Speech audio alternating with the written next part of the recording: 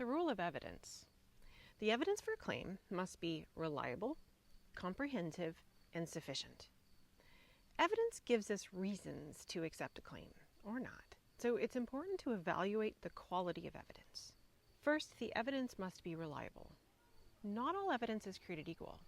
To determine if the evidence is reliable, we need to consider how the evidence was collected. Scientific studies are more reliable than anecdotes, but even some studies are more reliable than others. Was it an observational study, a double-blinded randomized control trial, a meta-analysis? And the source of the information. In general, the most reliable sources of scientific information are peer-reviewed journals. Reputable science organizations and government institutions are also quite reliable. Be skeptical of websites or YouTube channels that are known to publish low-quality information, and be very wary of unsourced material on social media. The evidence must be comprehensive. Imagine the evidence for a claim is like a puzzle, where each piece represents a piece of evidence. If we stand back and look at the whole puzzle, or the body of evidence, we can see how the pieces fit together and the larger picture they create.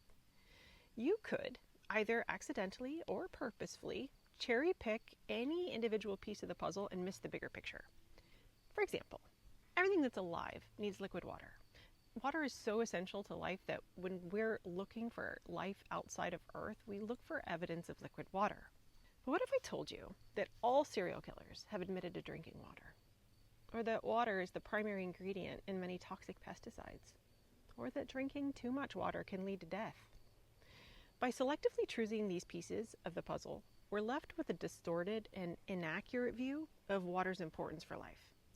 To better understand the true nature of reality, we have to look at all of the evidence, including especially evidence that doesn't support a claim. And then finally, the evidence must be sufficient. Claims made without evidence can be dismissed without evidence.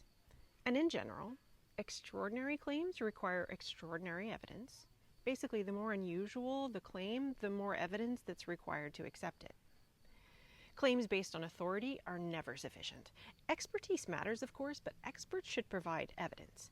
Because I said so is never enough. And anecdotes are never sufficient. Personal stories can be powerful, but they can also be unreliable. People can misperceive their experiences, and unfortunately, they can also lie. For example, let's say you own a company, and Jamie works for you. Now, she's an excellent employee. She's always on time and does great work. One day, Jamie's late for work. If Jamie tells you her car broke down, most likely you're going to believe her. You have no reason not to. If you're really strict, though, you may ask for a receipt from the tow truck driver or the mechanic. But what if Jamie tells you that she's late because she was abducted by aliens? Now, I don't know about you, but my standard of evidence just shot through the roof. That's an extraordinary claim, and she bears the burden of proof.